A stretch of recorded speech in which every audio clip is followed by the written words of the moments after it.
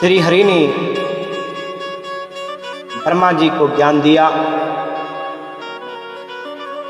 3 प्रकार के जीवों की सृष्टि की उत्पत्ति की बात बताएं।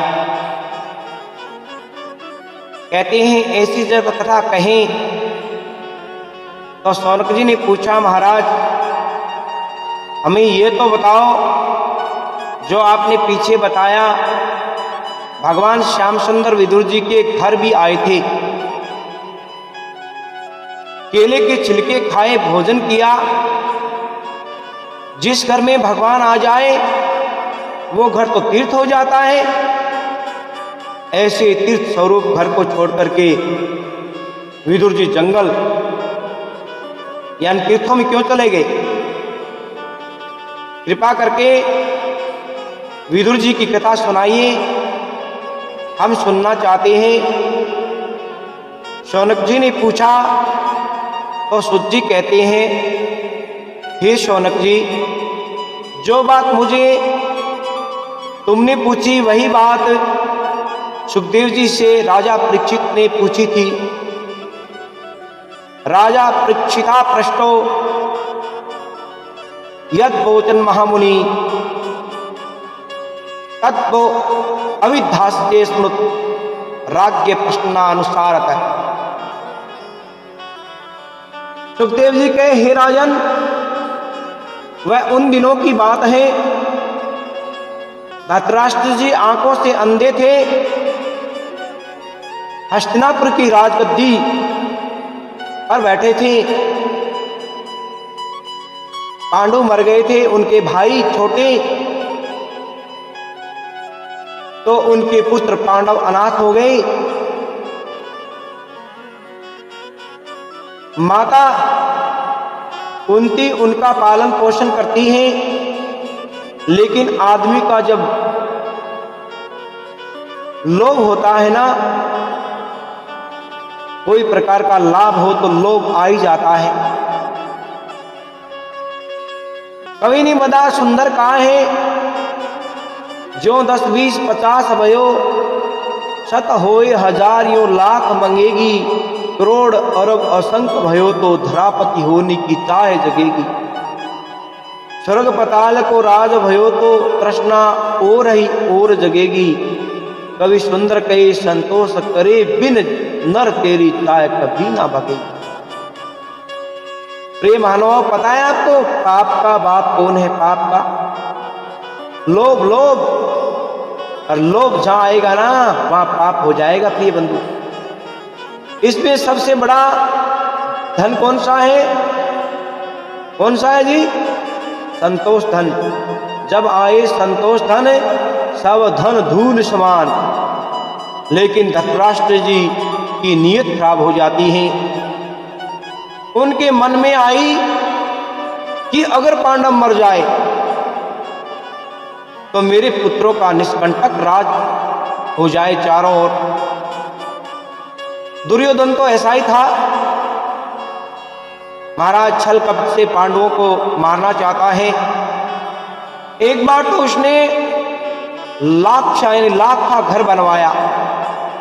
लाक्षा गृह में पांडवों को कहा कि आप उनका उद्घाटन करो, परंतु कौरव एक ही नहीं जाता। पांडव व कुंती मैया जाने को तैयार हुए। तब विदुर जी विचार किए कि इसमें कोई राज है। विदुर जी को पता लग गया लाक्षा गृह से कैसे बचाया जाए। विदुर जी के ये युधिष्ठिर, ये बताओ, जंगल में जब आग लग जाए तो कौन बचेगा? युधिष्ठिर के चाचा जी चूहा बचेगा, क्योंकि बिल खोद कर निकल जाता है। विदुर जी के, हे पांडवों, तुम भी बिल खोद करके निकल जाना, क्योंकि लाक्षा गृह में आग लगाने का विचार है। पांडव समझ जाते हैं, सुरंग खोद करके निकल गए, लेकिन सबने यही जाना पांडव मर गए। द्रौपदी को जीत कर ले आते हैं। पांडव राज का विभाग कर दिया गया, जंगल पांडवों को दे दिया गया। पांडवों ने वहां इंद्रप्रस्थ की स्थापना की। राजा युधिष्ठिर चक्रवर्ती सम्राट कहलाते हैं। अश्वमेध यज्ञ करवाते हैं। सब राजा यज्ञ में आते हैं और कहते हैं उनका महल देव महल से भी बड़ा उत्तम था। थल में जल और जल में थल दिखाई देता था। प्रिय महानुभाव, दुर्योधन भी वहां आया था। जब महल में गया, चारों ओर घूम कर के देखने लगा। चलते चलते क्या देखता है कि जल था उसे थल समझ बैठा और पानी में गिर जाता है। और महल में बैठी थी द्रौपदी और उनकी सखियां। द्रौपदी ने कहा, अंधे के तो अंधे ही जने। दुर्योधन को ऐसा वचन कहा, बाण का घाव कर गया। महाराज, वाणी का घाव भर नहीं सकता। भैया, ये महाभारत का युद्ध यहीं से खड़ा हो गया। संत कहते हैं कोई लूला लंगड़ा हो, अंधा हो, उसे हंसना नहीं चाहिए, बड़ा पाप लगता है, बड़ा ही दोष लगता है। प्रिय महानुभाव, अगर कोई गिरता हो तो उसे उठाना चाहिए। कहते हैं भैया और कोई बात नहीं, सत्य के कारण ही ये महाभारत का युद्ध हो गया। दुर्योधन क्रोध में आकर के चला जाता है। इस अपमान का बदला अवश्य लूंगा, ऐसा विचार करता हुआ अपने मामा शकुनी के पास चला जाता है। शकुनी मामा कहे, भांजे चिंता मत करो, ऐसा पासा मारूंगा कि सारे पांडवों का जो राज है इस तरफ आ जाएगा। तुम किसी न किसी प्रकार पांडवों को जुआ खेलने का निमंत्रण दो। दुर्योधन ने उनको बुलाया तो पांडव आ जाते हैं। मामा शकुनी ने छल कपट का जुआ खेला। प्रिय महानुभाव, देखो भैया, युधिष्ठिर में यही बुरी आदत थी। युधिष्ठिर धर्मात्मा राजा है, उनका सब कुछ छिन गया। 12 वर्ष वनवास, 1 वर्ष अज्ञातवास में। इस कारण इसलिए भैया कभी जुआ नहीं खेलना चाहिए। युधिष्ठिर सब कुछ अपने आप को भी हार जाते हैं।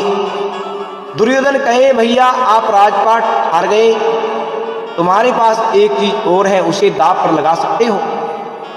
कौन? कहते द्रौपदी। द्रौपदी को दांव पर लगा दिया।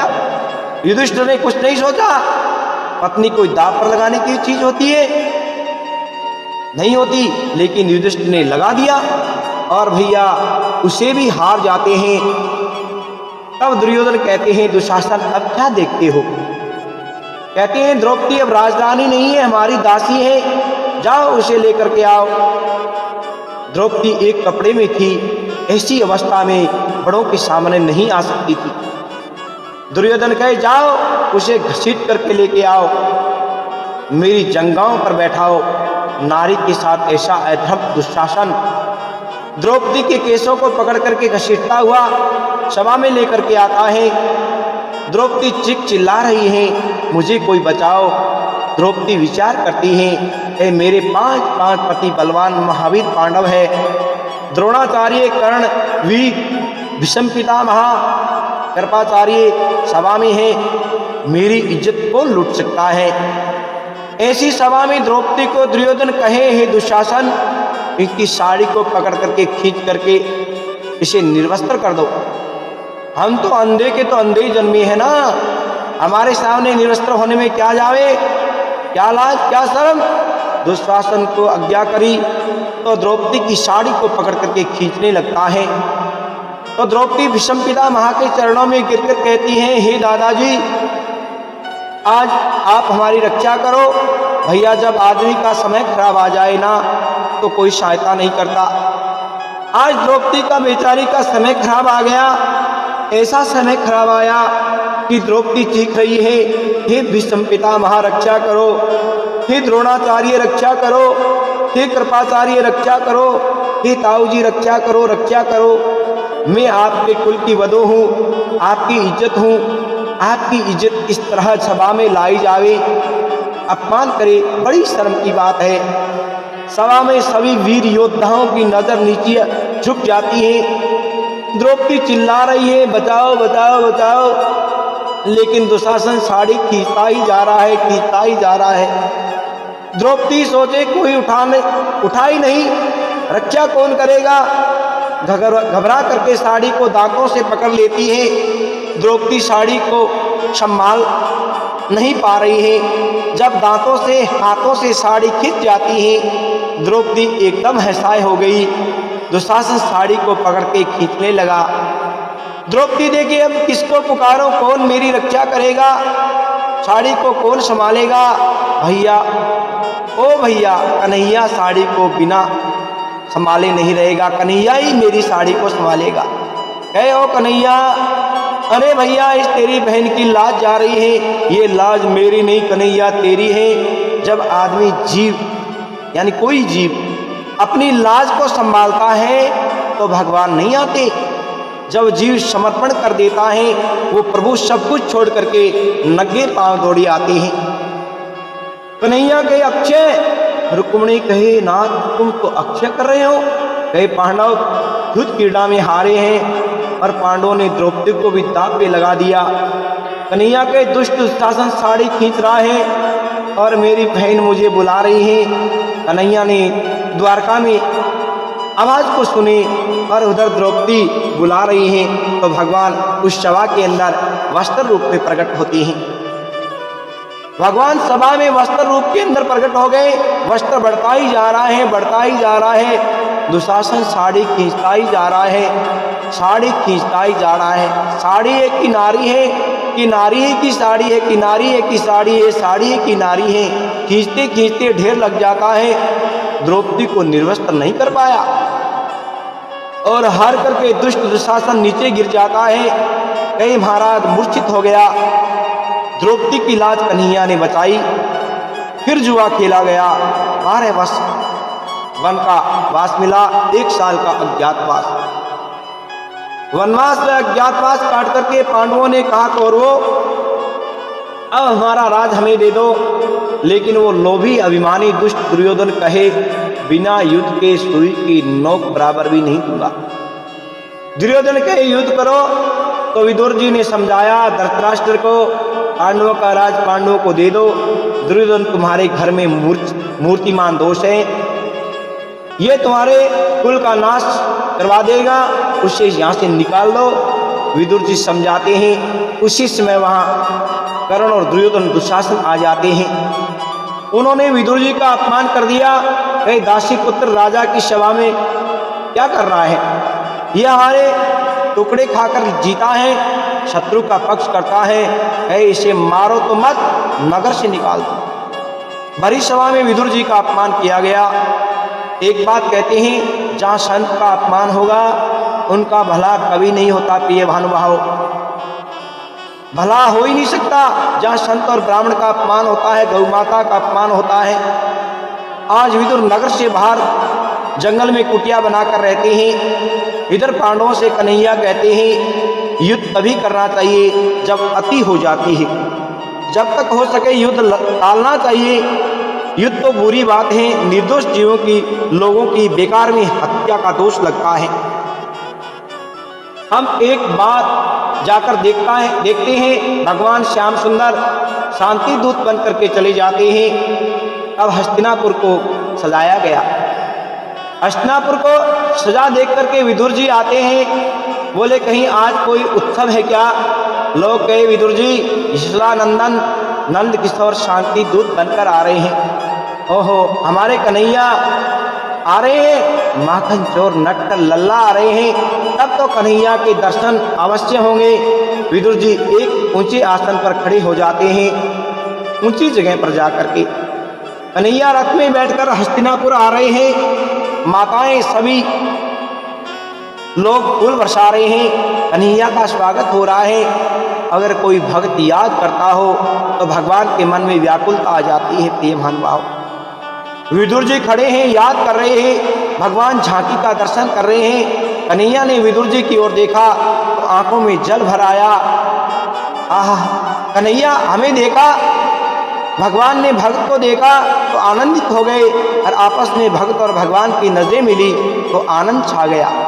भगवान कितने सुंदर हैं, सुंदर रूप, मोर मुकुट पीला पीतंबर श्याम शरीर और घुंघराले बाल, कानों में किरीट कुंडल है। भगवान की झांकी को देख करके विदुर जी की आंखों में पानी झरझर बह रहा है, बड़ा प्रेम भाव उमड़ रहा है और उन्हें और कुछ दिखाई नहीं देवे। कहे इतना ही दिखाई देवे कि मेरे ठाकुर जी ही बैठे हैं। तो श्याम सुंदर बोले दुर्योधन ध्यान से सुनो, कि पांडवों का राज उन्हें आप वापस कर दो, अगर राज नहीं तो 5 गांव दे दो।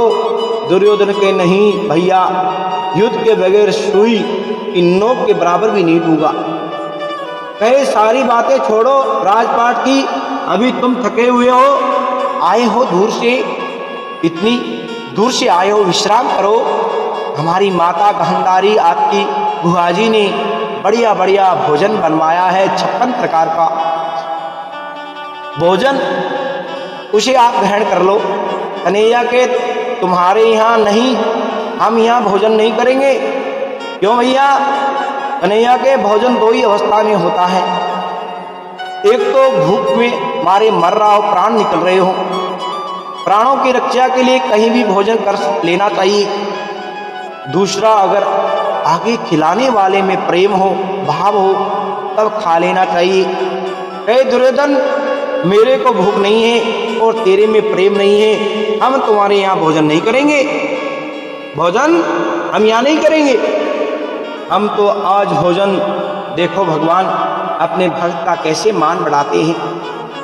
विदुर जी को देख करके भगवान कहते हैं, सारी सभा लगी हुई है प्रिय महानुभाव, भगवान कहे आज में भोजन विदुर जी के यहाँ घर पे ही करेंगे, घर में बनाने को कुछ है ही नहीं। वहाँ से तुरंत विदुर जी खड़े हो जाते हैं और उठे बाजार में जाते हैं, सोचते जा रहे हैं आज कन्हैया के लिए माखन लाऊंगा, केला, सेब, संतरा, मौसमी, छुआरे, सीताफल, बादाम, नोजा, पिस्ता, काजू, बादाम लाऊंगा। कन्हैया आज क्या खाएंगे? कन्हैया के लिए विदुर जी ठेला लेकर के बाजार जाते हैं। भगवान क्या किए, उस मंच यानी सभा से निकले विदुर जी के घर जा रहे हैं। और क्यों जा रहे हैं पता है? कन्हैया भोजन करने विदुर चाचा के घर जा रहे हैं। क्या कन्हैया भोजन भी करते हैं? जी हाँ, अगर कोई भगवान को प्रेम से खिलाए तो खाते भी हैं, और सुलाए तो सोते भी हैं, और दूध पिलाए तो पीते भी हैं। विदुर जी तो घर नहीं, विदुरानी घर पर हैं। भगवान विदुर जी के यहाँ घर पहुँचे, कुटिया पर जाकर के दरवाजा खटखटाए, ए चाची दरवाजा तो खोलो, ए चाची, अरे चाची दरवाजा तो खोलो, अरे चाची, चाची दरवाजा तो खोलो, मैं कन्हैया आया हूँ, जल्दी दरवाजा खोलिए। चाची ने जैसे दरवाजा खोला, दौड़ी दौड़ी आई, कन्हैया को देखा तो देखती रह गई। स्वागत करती है कन्हैया का, आओ आओ भगवान श्याम सुंदर आप आ गए। सोचे क्या करूं, हाँ बैठा हूं। जाकर के चौकी लेके आती हैं, उल्टी चौकी बिछा देती हैं। जब भक्त को प्रेम आता है ना प्रिय भानुभाव, प्रेम भाव में डूब जाता है। प्रेम ऐसा ही होता है कि क्रिया ही याद नहीं रहती। विदुरानी चाची जी को होश नहीं है, कुछ याद नहीं है, ला करके उल्टी चौकी बिछा देती हैं। कन्हैया चौकी पर बैठ जाते हैं। परंतु शुल्बा चाची तो भगवान की बड़ी भक्त हैं, भगवान की ओर देख रही हैं। घर में कुछ नहीं है, केला रखा था, केले को ले आई, केले का छिलका उतारा और क्या किया प्रिय भानुभाव, भगवान की ओर ध्यान है। भगवान का रूप इतना सुंदर है, मोर मुकुट, किरीट, कुंडल, घुंघराले बाल, पीला पीतंबर, बाजूबंद, गले में सुंदर माला। रूप को देख करके माता को बड़े प्रेम आ जाता है और केले की गिरी को गिरा देती हैं। भगवान के हाथ छिलका दिया, भगवान छिलका ही खा रहे हैं। पत्रम पुष्पम फलम तोयम यो में भक्ता कृष्यति। कन्हैया कहे अगर भाव से भक्त छिलका खिला दे तो मैं खा लेता हूँ। प्रभु किसी वस्तु पदार्थ क्रिया के भूखे नहीं है प्रिय मानवाओ, भाव के भूखे, भाव के। मैया को होश नहीं है खिला क्या रही है, कन्हैया को होश नहीं है क्या खा रहे हैं। भगवान खा रहे हैं और भक्त खिला रही हैं। केला की गिरी फेंक देती हैं, छिलका हाथ में दे जाती है। आंखों में प्रेम के करोड़ों अंशु बह रहे हैं और प्रेम में डूबी शुल्बा छिलका खिलाती हैं। खाते खिलाते खाते खिलाते क्या हुआ, इतने में विदुर जी आ जाते हैं। बाजार से क्या लाए हैं, केला भर करके सब्जी का लाए हैं, फल आदि बड़े प्रेम से लेकर आए हैं। दरवाजा खटखटाए, अरे सुनो भाग्यवान, अरे शुल्बा रानी दरवाजा तो खोलो। आज हमारे यहाँ कन्हैया आएंगे। सुलभा दौड़ी दौड़ी आई। विदुर जी डांटते फटकारते कहें, तुम कहाँ चली गई? होश नहीं है? दरवाजा खोला इतनी देरी से। कहे, हमारे कन्हैया आएंगे, भोजन करेंगे, चलो भोजन तैयार करो। सुलभा कहे, आएंगे नहीं, प्रीतम आ गए हैं, आए बैठे हैं। आकर देखिए भगवान उल्टी चौकी पर बैठाए, केले की गिरी पड़ी है, छिलके खा रहे हैं। कन्हैया इतने दिनों के बाद तो हमारे घर आए, हमारी पत्नी ने क्या स्वागत किया है। अपनी पत्नी सुलभा वेदिका को डांट करके फटकार कर कहते हैं, तो पागल तो नहीं, दीवानी तो नहीं हो गई? केली की जगह छिलके खिला दिए। होश आया, समाधि खुली। विदुर जी कन्हैया को आसन पर बैठाए, केला हाथ में लिया, छिलका फेंका, केला की गिरी हाथ दिए। भगवान अब केला खा रहे हैं। एक दो केला खाया भैया। कन्हैया के चाचा जी, स्वाद छिलका में था, वह केला में नहीं आ रही है। विदुर चाचा के तो बड़ा नटखट है, तो जन्म से ऐसा ही है भैया। यशोदा मैया माखन खिलावे नहीं खावे, गोपियां की खट्टी छाछ पिए और कुलचा खावे। प्रिय श्रोताओं, भगवान तो भाव के भूखे। विदुर जी की आंखों में आंसू बह रहे हैं, हृदय गदगद हो गया। भगवान के चरणों में प्रणाम करके बोले, विदुर जी स्वागत कर रहे हैं, आज परमात्मा हमारे घर पधारे, केला खिला रहे हैं, कैसा स्वागत करते हैं। संत कहते हैं बड़ा सुंदर गा रहे हैं और कहते हैं, आज हरि आए विदुर घर पावना, आज हरि आए विदुर घर पावना। पावना माने अतिथि। अतिथि का मतलब जिनके आने की कोई तिथि ना हो भैया। भगवान का बड़ा ही स्वागत कियो, साग फल खिलाए, केला खिलाए और विदुरानी सुलभा ने तो छिलकाए खिलाए। स्वागत कितना ही अच्छा है, ये तो प्रेम भाव का स्वागत है। भगवान कहे, विदुर जी हम भाव के भूखे हैं, भाव हो तो खाते भी हैं, और प्रेम भाव हो भगत का तो हम खाते हैं। हम रुखे सूखे से ही राजी हो जाते हैं। प्रेम तो भगवान, प्रेम है तो भगवान मिलते हैं। भाव का भूखा हूं, भाव ही बस तार है, भाव से जो मुझको पुकारे तो भाव से बेड़ा पार है। हरि व्यापक सर्वत्र समाना, प्रेम से प्रकट भये जग जाना, प्रेम से प्रकट होए भगवाना। बड़े प्रेम से केले के छिलके को स्वीकार किए, बड़े प्रेम से उनसे विदा लेते हैं, अपनी द्वारिका चले जाते हैं। इसके बाद विदुर जी देखे युद्ध होने वाला है।